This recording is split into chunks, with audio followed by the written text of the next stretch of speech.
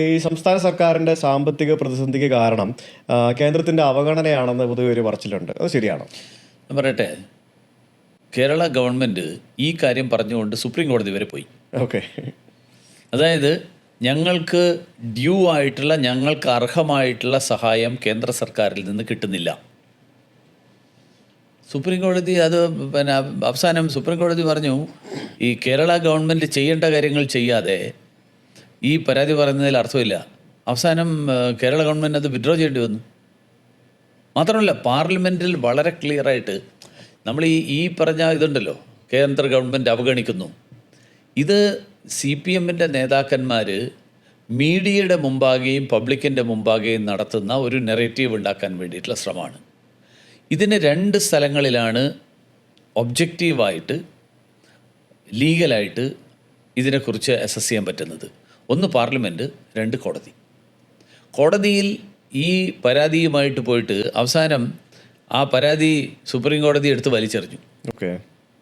Kerala government അതിനെ ഒന്നും challenge ചെയ്തില്ല. പാർലമെൻറ്റിൽ കഴിഞ്ഞ ദിവസം ഈ വയനാട് ദുരന്തത്തിൻ്റെ അർഹമായിട്ടുള്ള സഹായം കിട്ടാത്തതിനെ കുറിച്ചിട്ടുള്ള ചോദ്യത്തിന് ഫിനാൻസ് മിനിസ്റ്റർ പറഞ്ഞു യൂട്ടിലൈസേഷൻ സർട്ടിഫിക്കറ്റ് തന്നിട്ടില്ല. ആദ്യം കൊടുത്ത പണത്തിൻ്റെ അത് യൂട്ടിലൈസ് ചെയ്തു എന്നുള്ള സർട്ടിഫിക്കറ്റ് തരാതെ നെക്സ്റ്റ് ഇൻസ്റ്റാൾമെൻറ്റ് കൊടുക്കാൻ പറ്റില്ല. അത് നരേന്ദ്രമോദിയുടെ തീരുമാനമല്ല, അത് ഇന്ത്യൻ കോൺസ്റ്റിറ്റ്യൂഷനിലനുസരിച്ചിട്ടുള്ള റൂളാണ്. കാരണം public money should not be wasted.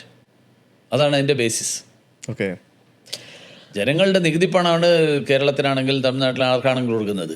അത് ആർക്കെങ്കിലും അവരവരുടെ ഇഷ്ടപ്രകാരം തീരുമാനിക്കാനല്ല, അത് പ്രോപ്പറായിട്ട് യൂട്ടിലൈസ് ചെയ്യണം. അത് യൂട്ടിലൈസ് ചെയ്തിട്ടുള്ള സർട്ടിഫിക്കറ്റ് കൊടുക്കണം. അത് കൊടുക്കുന്നില്ല.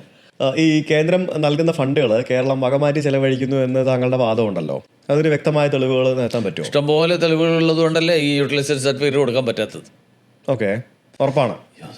പാർലമെൻറ്റിൽ, അതായത് പാർലമെൻറ്റിൽ ഗവൺമെൻറ് ഓഫ് ഇന്ത്യയുടെ ഒരു മിനിസ്റ്ററും പാർലമെൻറ്റിനെ മിസ്ലീഡ് ചെയ്യുന്ന ഒരു സ്റ്റേറ്റ്മെൻറ്റും നടത്താൻ പറ്റില്ല. മിസ്ലീഡ് ചെയ്യുന്ന സ്റ്റേറ്റ്മെൻറ്റ് നടത്തി കഴിഞ്ഞാൽ ഓപ്പോസിഷന് ഒരു പ്രിവിലേജ് മോഷൻ മൂവ് ചെയ്യാം.